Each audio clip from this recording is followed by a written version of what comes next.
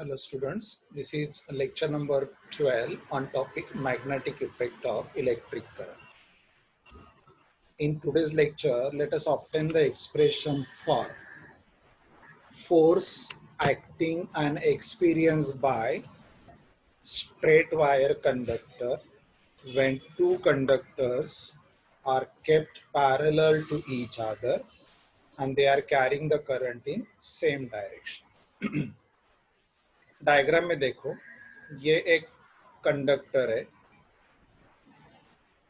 Infinitely ये conductor है और ये दूसरा भी कंडक्टर है. These conductors are kept parallel to each other. They are separated by the distance d and current passing through both the conductors is in a same direction.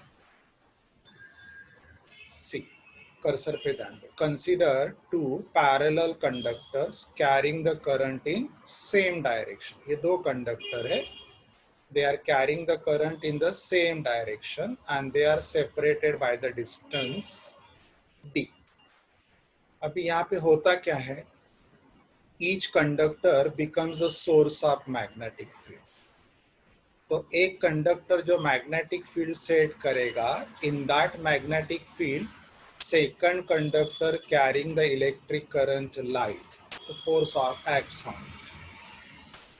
तो अगर पहले कंडक्टर ने मैग्नेटिक फील्ड सेट किया तो उस magnetic field में second conductor carrying the electric current present है, तो सेकंड कंडक्टर पे फोर्स आएगा. सिमिलरली सेकंड कंडक्टर भी मैग्नेटिक फील्ड देगा. In that magnetic field, first conductor carrying the electric current is present. The force acts on first conductor. This is how force acts on both the conductors. अभी ये forces का formula क्या है, nature क्या है, how that nature reflects there on their movement, ये हमें discuss करना है. ये कुछ symbols मैंने use किए, देखो. L ये हो गया length of each conductor. Length of each conductor, दोनों कंडक्टर का ये लेंथ है. D separation between the conductors, ये I1 current passing through first conductor, I2 current passing through second conductor. ठीक है, अभी हम लोग क्या करेंगे, पहला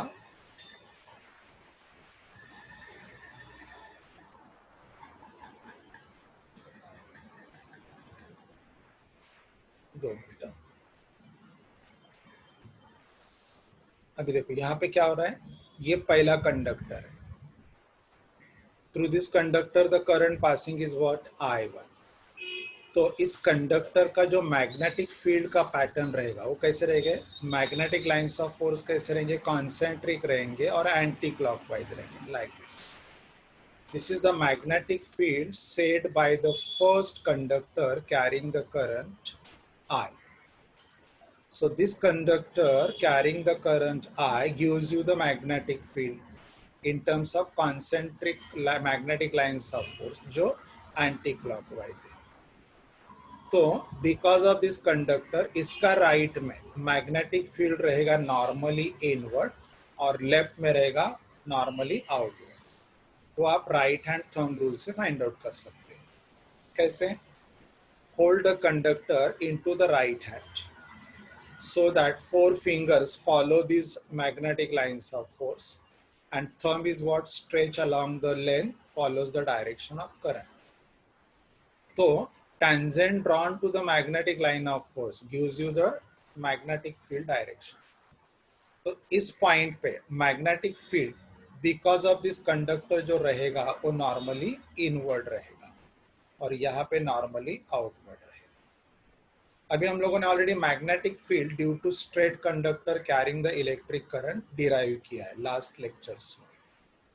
तो इस पॉइंट पे मतलब कंडक्टर से डिस्टेंस d पे मैग्नेटिक फील्ड कितना रहेगा, वो रहेगा B1 बिकॉज ऑफ फर्स्ट. उसका फॉर्मूला ये है μ0 I1 अपॉन 2 पाई d.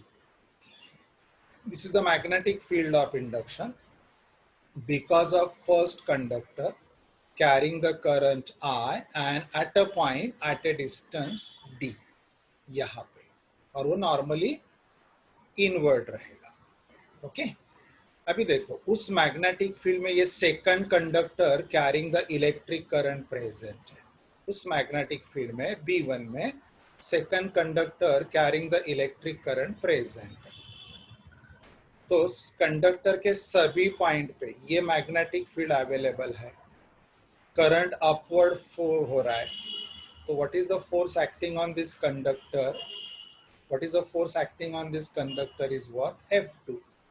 तो F2 क्या रहेगा? Current passing through that conductor I2, length of the conductor L. This force is acting on a second conductor due to magnetic field of first conductor B1, और यहाँ पे magnetic field normally inward है और current in the plane of paper है, तो angle हो जाएगा 90 degree. तो what is the force acting on second conductor due to magnetic field of first conductor? ये हो गया F2 is equal to I2L B1। अगर डायरेक्शन फाइंड आउट करना है तो Fleming left hand rule use करो। इस कंडक्टर के लिए अगर Fleming left hand rule use करेंगे तो outstretch the 3 fingers of left hand, thumb, index finger and middle finger. तो यहाँ पे इस कंडक्टर पे इंडेक्स फिंगर नॉर्मली इनवर्ड चला जाएगा, नॉर्मली इनवर्ड चला जाएगा, मिडल फिंगर अपवर्ड चला जाएगा, राइट? अगर मिडल फिंगर अपवर्ड चलेगा, मैग्नेटिक फील्ड अंदर, मिडल फिंगर अपवर्ड, तो जो फोर्स रहेगा मतलब थंब रहेगा वो इसकी तरफ आएगा। तो ये हो गया force acting on this conductor.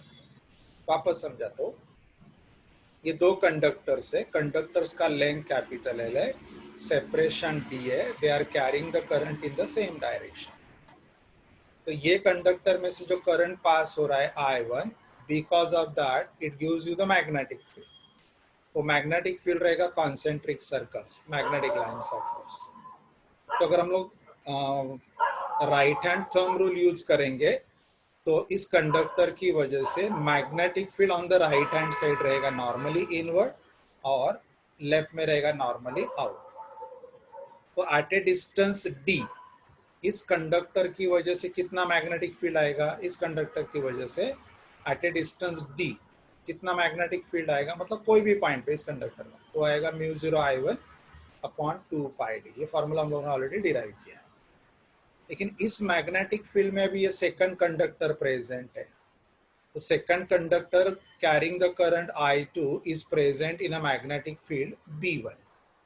तो what is the force acting on second conductor is F2। तो F2 का वैल्यू क्या रहेगा? I L B sin theta. लेकिन I कौन सा? Current passing through that conductor. Length उसका कितना है? L। लेकिन वो किसके मैग्नेटिक फील्ड में? तो पहले कंडक्टर के, इसलिए B1। और angle between current and magnetic field कितना है? 90 डिग्री। तो ये 90 डिग्री। ये हो गया force acting on second conductor, but because of magnetic field due to first conductor. यहाँ पे अगर Fleming left hand rule use करेंगे तो इसमें फोर्स जो एक्ट हो रहा है वो भी फाइंड आउट करेंगे।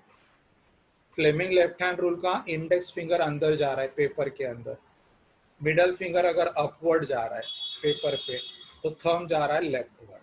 तो ये फोर्स एक्ट हो रहा है इस कंडक्टर पे। ये फोर्स मैंने यहाँ पे दिया है, ये देखो I2L B1, ये फोर्स हो गया। पहले मैंने B1 का वैल्यू इक्वेशन 1 से सब्स्टिट्यूट कर दिया। This is the force acting on second conductor. अगर मैं L लेफ्ट हैंड साइड में ले लो तो F अपॉन L इसको बोला जाएगा force per unit length, force per unit length. तो ये इक्वेशन 1 आ गया।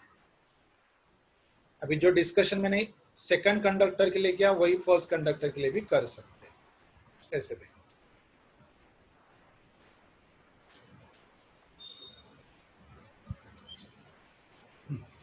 ये डायग्राम में भी यहाँ पे ले गया। अभी देखो ये कंडक्टर, इसमें से कितना करंट फ्लो हो रहा है? I। So it also gives its magnetic field pattern, वो भी anti clockwise magnetic lines of force आएंगे ऐसे। तो इसका लेफ्ट में यहाँ पे मैग्नेटिक फील्ड कितना रहेगा? B2, जो रहेगा नॉर्मली आउट। ये पॉइंट कितना दूर प्रेजेंट है? It is distance D from this conductor. तो at each and every point of first conductor जो मैग्नेटिक फील्ड है वो बिकॉज ऑफ सेकंड कंडक्टर है और नॉर्मली आउटवर्ड है, वो कितना रहेगा B2 म्यू 0 I2 इसका करंट अपॉन 2 पाई डी, क्योंकि उसका मैग्नेटिक फील्ड, इस मैग्नेटिक फील्ड में अभी पहला कंडक्टर प्रेजेंट है। तो what is the force acting on first conductor due to magnetic field of second conductor? तो ये आएगा F1 current through that conductor into its length, and it is force because of magnetic field of second, तो B2 sin 90। ये हो गया force acting on first conductor due to the magnetic field of second conductor. अभी B2 का value हम लोगों ने ये फाइंड आउट कर लिया था, ये ऐड करना। ओके, ये हो गया force acting on first conductor. ये L अगर इधर ले लेते तो ये होगा फोर्स पर यूनिट। अब इस फोर्स का डायरेक्शन फाइंड आउट करते हैं by using Fleming left hand. Okay, यहाँ मैग्नेटिक फील्ड कहाँ पे रहेगा? Because of second conductor, normally outward. तो फ्लेमिंग लेफ्ट हैंड रूल का इंडेक्स फिंगर पेपर को परपेंडिकुलर और बाहर आ रहा है, जो मिडल फिंगर है करंट का वो डायरेक्शन ऊपर जा रहा है, राइट? तो जो थंब है वो थंब राइटवर्ड हो रहा है, right? The force acting on first conductor is rightward, acting on second conductor is leftward. तो डायग्राम का लुक से हम लोग एक कंक्लूजन ड्रॉ कर सकते हैं कि when two parallel conductors are carrying the current in same direction, forces acting on them are such that they too attract each other. They too attract each other. ठीक है, ये सिंपल कंक्लूजन। देखो, अगर आप सॉलेनॉइड को किसी metal cylinder पे या वुडन सिलेंडर पे ऐड करते हो और उसमें से करंट पास करते हो, तो सॉलेनॉइड के जो नंबर ऑफ टर्न्स होते हैं वो श्रिंक हो जाते हैं, एक दूसरे के क्लोज आते हैं, because they are carrying the current in same direction. तो सॉलेनॉइड एक्सपांड होने के बजाय कॉम्प्रेस होता है। Is it clear? ओके, ये हो गया regarding what? Regarding what? two conductors carrying the current in same direction। अभी हम लोग नेक्स्ट लेक्चर में देखेंगे conductors carrying the current in opposite direction, ये टॉपिक। Thank you.